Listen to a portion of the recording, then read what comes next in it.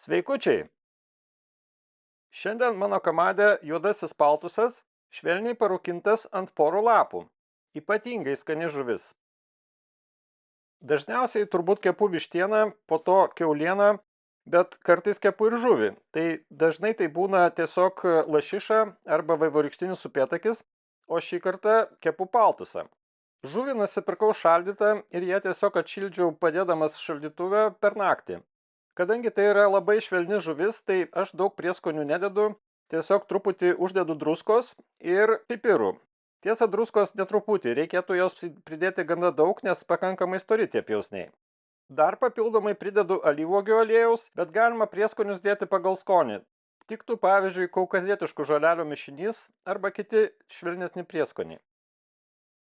Kadangi žuvis yra labai tokia švelni ir neturi tvirtos struktūros, tai aš ją kepsiu ant porų lapų.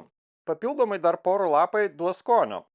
Tik tai man šį kartą pasitaikė porai nelabai vykę, paprastai kepu ant tos žalios dalies, bet šį kartą praktiškai jos ten nėra, arba tie lapai yra sudžiūvę.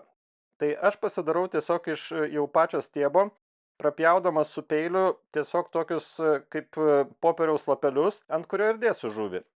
Ant porų lapų kepu ne tik žuvį, kepu kartais vištieną, taip pat netgi ir kiaulieną. Labai tinka ir yra labai patogu. Nes uždėjus žuvį, pavyzdžiui, kaip šiuo atveju tą paltusą, jinai tikrai neprilips prie grotelių ir bus dar papildomai gardaus skonio. Bet kokią žuvį, aišku, galima pamarinuoti ir šiek tiek ilgiau, bet šiuo atveju kepu iš karto. Tai kol kepsninė tiesiog įkaista, paguli ta žuvis su prieskoniais, ir po to ją dedu tiesiog ant porų lapų. Svarbu, kad tie porų lapai nebūtų per maži ir nebūtų išlindę kraštai. O kepti ant tokių lapų galima skirtingoj temperatūroje, tai jeigu kepat aukštesniai, jie labiau priskrunda. O aš šį kartą kepsiu labai žemoj temperatūroje, tai yra apie 140-150 laipsnių Celsijaus. Kai uždegtukas sudega, dedu sistemą ir dedu vieną deflektorių. Po to dar dedu nulašėjimo indą, kad kepimo metu išsiskiriančios sultys nevarvėtų tiesiog ant deflektoriaus ir viskas išliktų švaru, taip pat nebūtų blogo kvapo. Toliau dedu groteles ir palaukiu, kol kepsninės temperatūra stabilizuojasi. Man reikalinga apie 150 laipsnių Celsijaus. Dar kepsniniai šylant įdedu į apačią medienos pagaliukų, nes noriu truputį švelnaus rūkytos kvapo. Tai jeigu dedat pagaliukus tiesiai į anglis, tai dūmas yra intensyvesnis, o šiuo atveju, kai dedama yra į apačią, tai dūmas yra labai švelnus ir būtent tinka tokiai žuviai. Na ir kai kepsninė jau artėja prie numatytos temperatūros, dedu su porų lapais tą žuvį tiesiog į kepsninę. Tai šiuo atveju nereikia tepti jokio aliejum, nes porų lapai būtent tam ir reikalingi, kad tiesiog viskas nepriliptų, nors galima į tuos porus žiūrėti kaip į papildomą prieskonį. Bet ta balta dalis koto, jinai turi daug mažiau skonio negu žali lapai. Tai jeigu norit daugiau skonio, tai dėkit tiesiog žalius lapus, ant tų žalių lapų kepkit, bus intensyvesnis. O toliau tiesiog šiek tiek prižiūriu temperatūrą, kad nepakiltų per daug ir stebiu žuvies temperatūrą. Tai aš naudoju momentinį termometrą ir matuoju temperatūrą prie kaulo.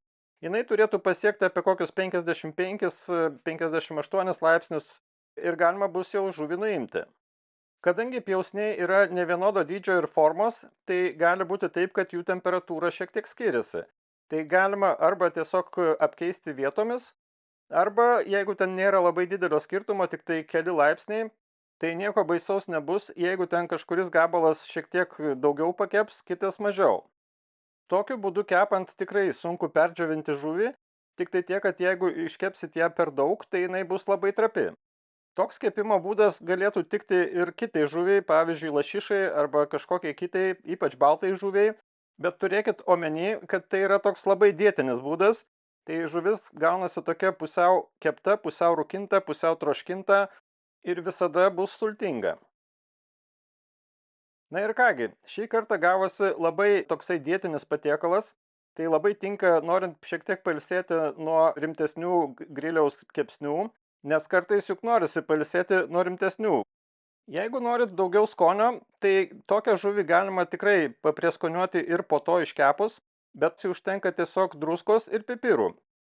Tai druskos reikėtų dėti šiek tiek daugiau, bet galima visada pasisūdyti papildomai. Jeigu per daug pridėsit iš karto marinuojant, tai jau po to nebeišimsit. O šiaip labai skanu ir ne tik skanu, bet netgi turbūt ir sveika. Skanaus ir iki kito karto.